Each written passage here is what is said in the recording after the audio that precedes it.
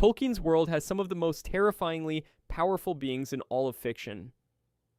From fire-breathing dragons that leveled entire civilizations to ancient demons older than the sun itself, to a literal god who sang the universe into existence. Today I'm ranking and explaining every one of them. And we're starting at the bottom, with the one everyone overestimates. Smaug. Smaug is the creature everyone pictures when they think of ultimate power in Lord of the Rings. A dragon so devastating he conquered the entire dwarf kingdom of Erebor in a single attack, killed thousands, and sent the survivors running for their lives. Then he just sat on their gold for 171 years. Nobody challenged him. Nobody even tried. And honestly, on paper, he earns that reputation. His hide was nearly impenetrable to conventional weapons. His fire could level armies. But here's the part that makes Smaug genuinely terrifying beyond the raw destruction. He was smart. When Bilbo snuck into his mountain, Smaug didn't just try to roast him. He held a conversation. He played mind games, probed for weaknesses, and mapped out exactly who sent the Hobbit and why, all while pretending to be amused. That combination of overwhelming firepower and calculating intelligence should make him unstoppable. But he got killed by one man with one arrow. Bard the Bowman fired a single black arrow into a bare patch on Smaug's underbelly, a weak spot that a thrush, a talking bird, had told him about. And that was it. The most feared creature in Middle-earth dropped out of the sky and crashed into a lake. That gap between Smaug's reputation and how he actually went down is exactly why he's at the bottom of this list. Because it establishes the single most important rule of power in Tolkien's world. No matter how overwhelming your strength is, there's always a crack somewhere. And someone will always find it. But if a dragon with impenetrable armor and genius-level intellect still had a fatal weakness, imagine what that means for a being who's supposed to be completely unkillable. The Witch King of Angmar. Here's the thing about the Witch King. He wasn't born terrifying. He was a regular human, a sorcerer king with ambition and talent, sure, but mortal. Then somebody handed him a ring of power, and that single moment turned an ordinary man into one of the most feared beings in the history of Middle-earth. But his power isn't his own. That's the critical detail nobody thinks about long enough. Every ounce of dread, every supernatural ability, every century of unnatural life traces back to Sauron's ring. He's running on a cosmic cheat code. And yet in practical terms, this borrowed power made him more consistently dangerous than beings who outrank him on raw ability alone, because unlike ancient demons sleeping under mountains or dark lords hiding in towers, the Witch King was always out there, always operating. For roughly 2,000 years, he systematically dismantled the northern kingdoms of men. Not a single battle, not a dramatic last stand. He ran sustained military campaigns that ground entire civilizations into dust over centuries. Then during the War of the Ring, he showed up at Minas Tirith, shattered the city gates through sorcerous force, and killed Theoden, the king of Rohan, in direct combat. But here's where it gets interesting. The prophecy said no man can kill him, and the Witch King treated that like a guarantee. He walked onto every battlefield with the confidence of someone who literally could not die. And that arrogance is exactly what destroyed him. His death required three things happening simultaneously. Eowyn, a woman who technically fell outside the prophecy's wording. Merry, a hobbit carrying an enchanted barrow blade specifically designed to harm creatures of shadow. And the broader magical support of Elrond's people backing that blade's power. Remove any single piece and the Witch King walks away. The supreme confidence in his own invincibility was the thing that killed him. He never saw it coming because the loophole was baked into the prophecy from the start. But if a mortal man with a borrowed ring could cause that much devastation, imagine what an ancient demon made of shadow and flame can do when it finally wakes up. Durin's Bane. Here's where the list shifts into something different. Everything before this was powerful, sure, but still recognizable. A dragon, a wraith king. Things you can point at and describe. Durin's Bane is the point where we cross into ancient things that shouldn't still exist. Things that were old before the sun rose on the current shape of the world. A Balrog is a demon spirit created by Morgoth during the First Age, a corrupted being of shadow and flame, forged specifically to wage war against the gods themselves. And when the First Age ended and Morgoth was defeated, most of them were destroyed. But not this one. This one crawled into the deepest tunnels beneath the misty mountains and went to sleep. For thousands of years, just sitting there in the dark, doing absolutely nothing, while an entire dwarf civilization built itself directly above its head. And then the dwarves of Khazad Dûm got greedy. They were mining mithril, digging deeper and deeper until they broke through into the wrong chamber. The Balrog woke up and it didn't negotiate. It didn't demand tribute. It simply existed in that kingdom, and the kingdom ceased to exist. One creature cleared out an entire civilization. Moria stayed abandoned for millennia afterward, regarded as a place of absolute horror that nobody dared enter. But here's the part that really sells how dangerous this thing was. Gandalf, one of the most powerful beings walking Middle-earth, didn't fight the Balrog because he thought he could win. He fought it on the bridge of Khazad Dûm as a delay tactic. Holding that thing for even a few minutes so everyone else could escape was worth dying for. And he did die. A wizard gave his life just to buy time against something that had been napping under a mountain. Nobody knows the Balrog's original name. Nobody can even agree on what it looked like, because the wings debate has been raging among Tolkien fans for decades and will probably never be settled. It barely has any dialogue or characterization in the story. It's almost entirely atmosphere and dread, which somehow makes it more terrifying than anything with a monologue ever could. But if a sleeping demon that accidentally destroyed a kingdom sounds bad, wait until you hear about the wizard who destroyed one on purpose. Saruman. Saruman was the head of the entire wizard order, the leader of the Istari, organizationally Gandalf's boss, and the being the Valar themselves chose to spearhead the fight against Sauron.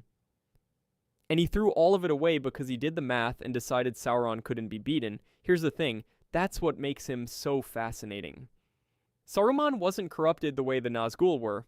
Nobody put a ring on his finger and slowly drained his soul. He looked at the strategic landscape, concluded that resistance was futile, and made what he considered the rational decision to switch sides. He overthought himself into serving the enemy. The smartest person in the room became the most dangerous person in the room. Not because of raw magical power, but because of brains, ambition, and access to resources. And the results were terrifying. Saruman bred the Uruk-hai, an entirely new strain of orc that could march and fight in broad daylight without the weakness that crippled normal orcs. He raised armies numbering in the thousands. He launched coordinated military campaigns that nearly wiped Rohan off the map before anyone even realized how bad things had gotten. All of this from a guy whose position on paper was wizard, but whose actual demonstrated power was closer to wartime industrialist with zero moral constraints. But here's where it gets interesting. Gandalf didn't beat Saruman in a magical duel. There was no dramatic beam struggle. Gandalf stripped him of his rank and authority as a wizard, a spiritual demotion that mattered more than any fireball ever could. Saruman went from the most powerful organizational figure in Middle-earth's defense to a broken old man wandering the countryside. And his death? Killed by Grima Wormtongue, his own terrified, abused servant in a desperate act of rebellion. It's darkly perfect. The master strategist who calculated every variable forgot to account for the one person standing right behind him. But if Saruman's danger came from strategy and industry, the next entry is pure combat power distilled into a single elf who once killed a Balrog with his bare hands. Glorfindel. Here's a character whose resume reads like someone accidentally combined 3 different heroes into one. Glorfindel was an elf lord of Gondolin during the First Age, one of the greatest warriors the elves ever produced. And during the fall of that city, he fought a Balrog. Not ran from one. Not survived one. He killed it. But he died doing it. And here's where it gets interesting, because that wasn't the end of his story. The Valar, the godlike beings who oversee the world, granted Glorfindel something almost no one else in the entire history of Middle-earth ever received. They sent him back. That alone tells you everything you need to know about how significant this elf was. The cosmic powers that govern reality looked at this one warrior and said, no, we need him down there. So he returns to Middle-earth in the Second Age, and by the time we meet him in The Lord of the Rings, he's been alive for thousands upon thousands of years. He's stationed at Rivendell under Elrond, and when the Nazgûl chase Frodo to the ford of Bruinen, it's Glorfindel who rides out to meet them. All 9 of them, including the Witch King, the most powerful wraith servant of Sauron, a being whose presence alone shattered armies.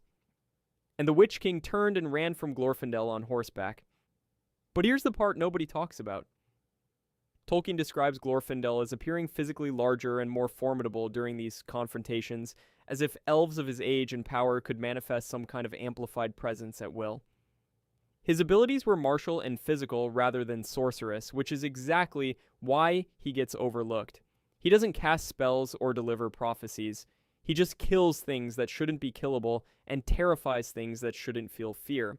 If you know him, you've been waiting for this section. If you didn't, now you understand why book readers were furious when the films replaced him with Arwen. But if Glorfindel impressed you, wait until you hear about the elf who almost took the One Ring for herself. Galadriel. Everything up to this point has been measured in destruction. Armies crushed, demons slain, kingdoms burned to the ground. Galadriel does almost none of that, and she's more powerful than most of the beings we've already covered. Here's where it gets interesting. She is one of the oldest elves still walking Middle-earth, having survived through multiple ages of the world. That alone puts her in rare company. But her power doesn't come from a sword or a spell. It comes from the fact that she knows things nobody else knows. Her mirror reveals hidden truths and potential futures. She can perceive the thoughts and intentions of anyone standing near her. And she consistently provides the most accurate strategic intelligence available to the free peoples. Gandalf himself defers to her judgment, and that should tell you everything. But the moment that truly defines Galadriel isn't about what she knows. It's about what she refuses to become. When Frodo offers her the One Ring, she doesn't just politely decline. She stares directly into what she could be if she took it.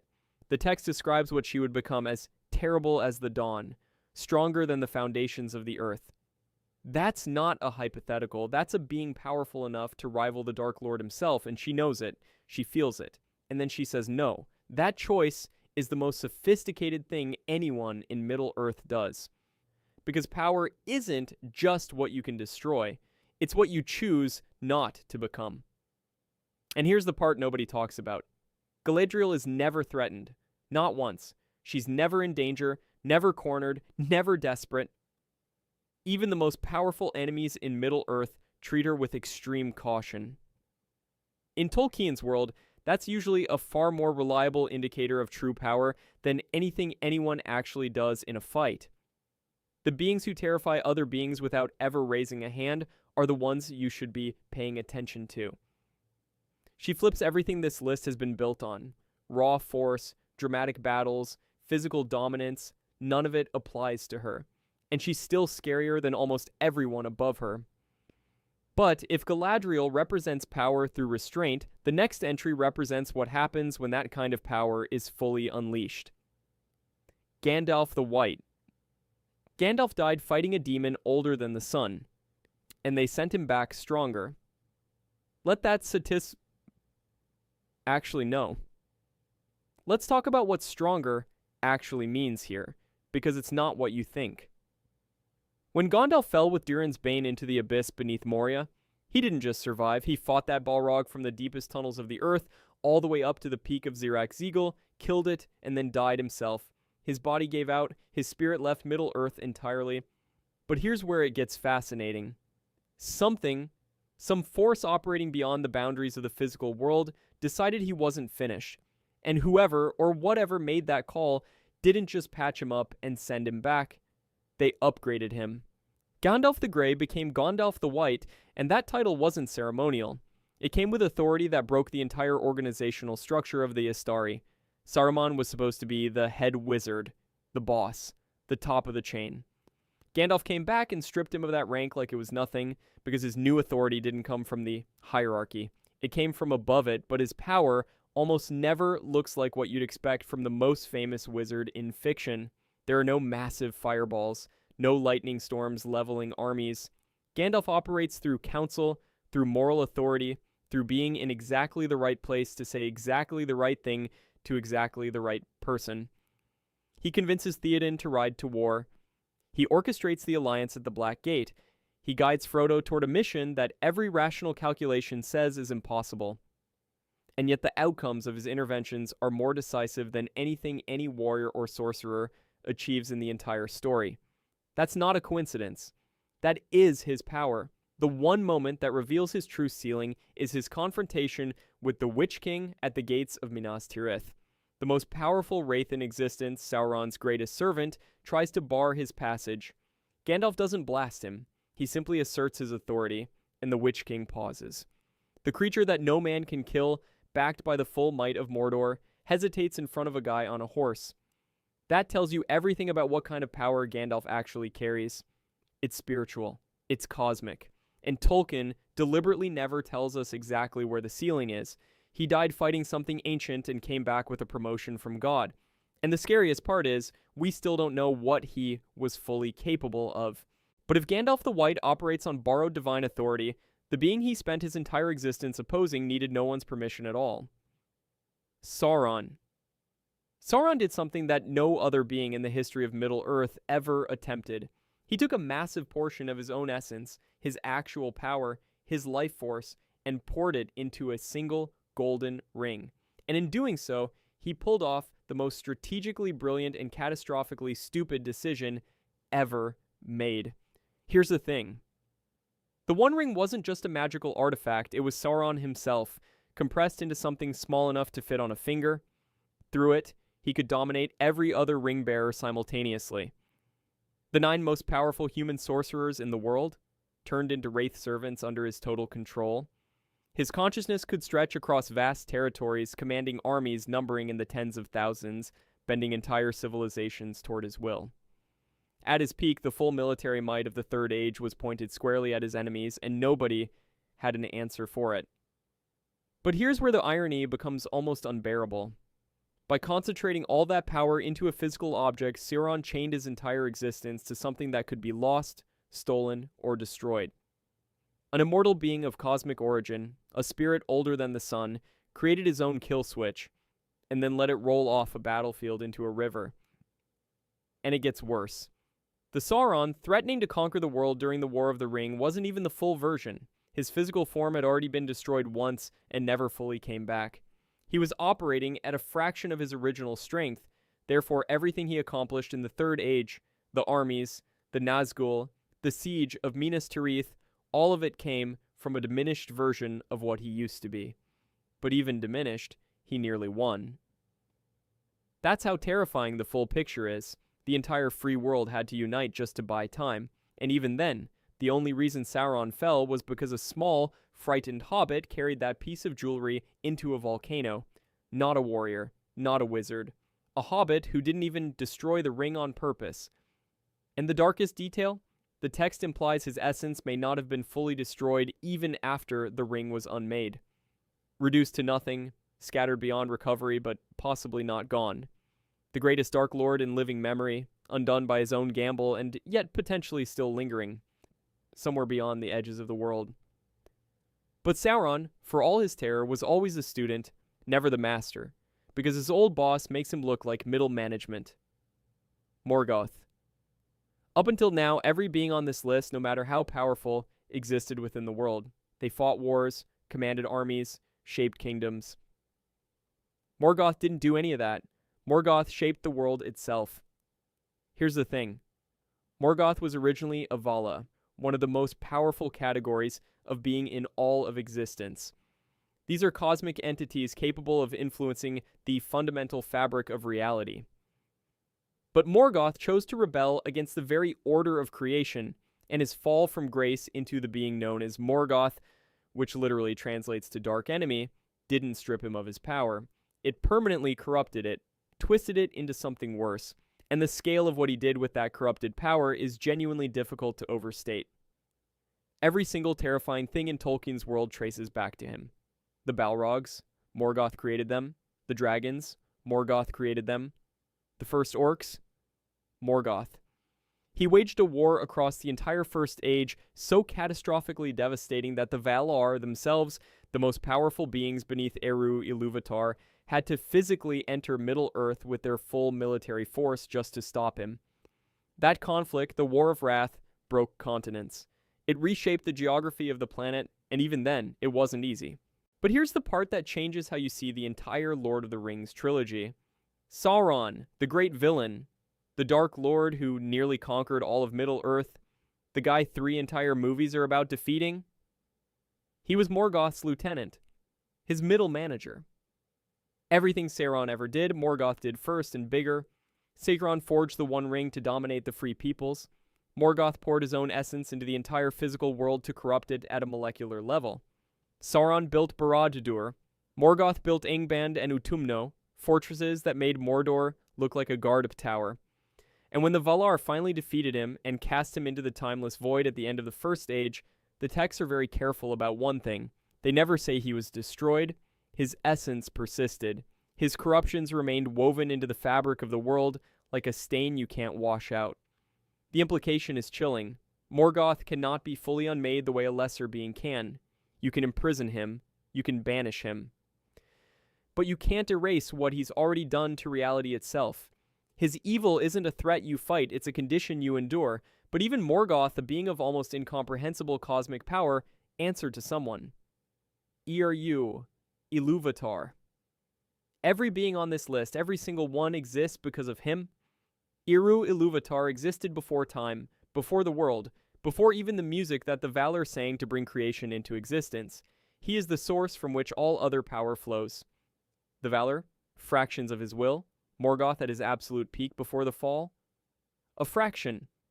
Sauron, the Balrogs, the dragons, the elves, every race and every force we've talked about in this entire video.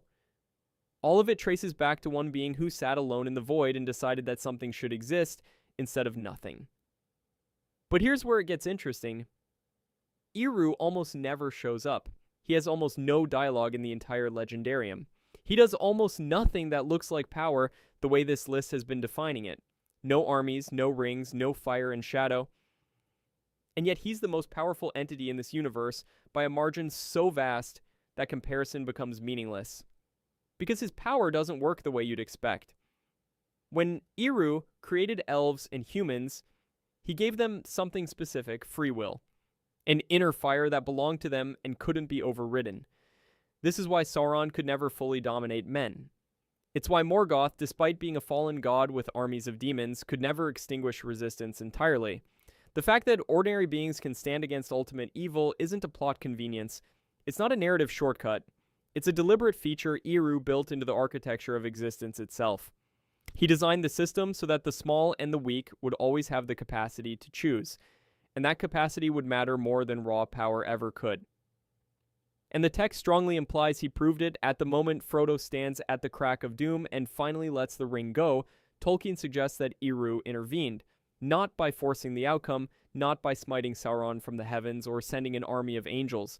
He worked through the accumulated free choices of every character who had ever shown mercy, courage, or restraint throughout the entire story. Bilbo's decision to spare Gollum decades earlier, Frodo's decision to show Gollum compassion on the road to Mordor, Sam's decision to keep going when everything was lost.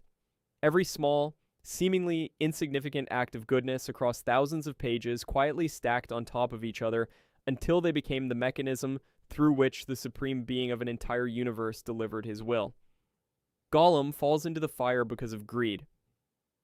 But he's only alive to fall because a hobbit in a cave chose mercy over murder 60 years prior. That's not a weakness in the storytelling. That's Tolkien's entire argument about how ultimate power actually works. The god of this universe doesn't operate through spectacle. He operates through hobbits showing kindness, old men choosing patience, and a wretched creature called Gollum stumbling at exactly the right moment.